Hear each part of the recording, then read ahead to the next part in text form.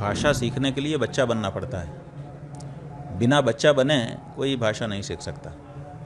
तो स्वाभाविक है कि हम भी बच्चा बनेंगे तभी सीख सकेंगे, इसलिए बच्चा बने हैं। महाराष्ट्र में उन लोगों से जो दूसरी भाषा नहीं जानते हैं, केवल मराठी जानते हैं, उनसे संवाद स्थापित कर सकें, तो उसका इसी में उपयोग होगा।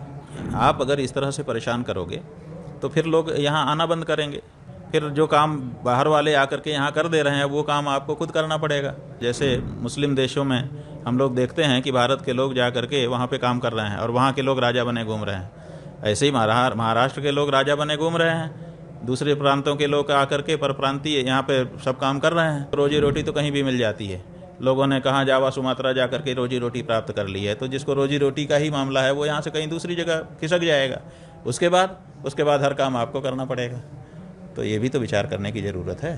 जब महाराज जी आपको मराठी सिखाया जा रहा, तब हमने देखा आप काफ़ी इंटरेस्ट के साथ सीख रहे थे और 2 ही दिन हुए और 2 दिन में आपने काफ़ी अच्छा बोला हम लोगों से।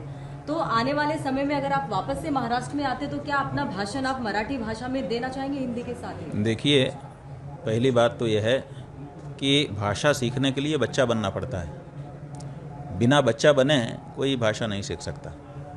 तो स्वाभाविक है कि हम भी बच्चा बनेंगे तभी सीख सकेंगे, इसलिए बच्चा बने हैं। और हम सीख क्यों रहे हैं?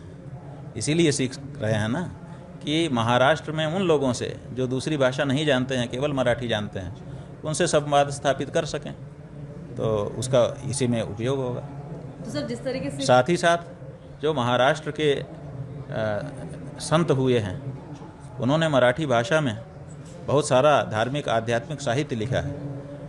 बिना अनुवाद के सीधे सीधे उसका आस्वादन करने का भी मौका हमको, अगर हम मराठी जान जाएंगे तो मिल जाएगा। तो ये भी हमारे लिए एक दूसरा लाभ होगा।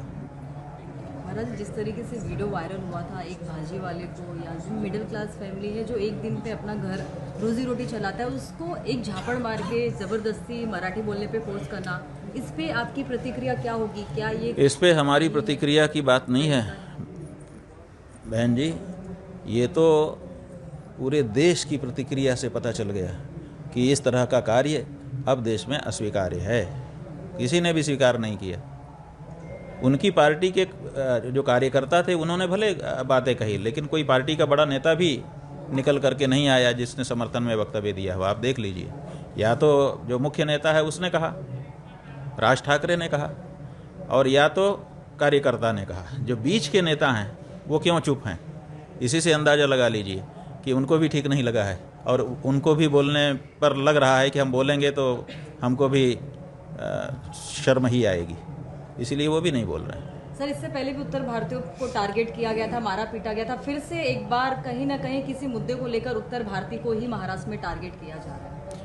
हाँ ठीक है, वो मराठी अस्मिता जगा करके मराठियों का वोट लेना है, क्योंकि उत्तर भारत के लोग यहाँ काम तो कर रहे हैं, यहाँ की प्रगति में योगदान तो कर रहे हैं, लेकिन उनमें से आधे से ज़्यादा वोटर नहीं हैं, और जो वोटर हो चुके हैं यहाँ पर रह करके अमुक पार्टी को उनका वोट मिल नहीं रहा है, ऐसा वो मान रहे हैं, इसलिए उसकी परवाह नहीं कर रहे हैं।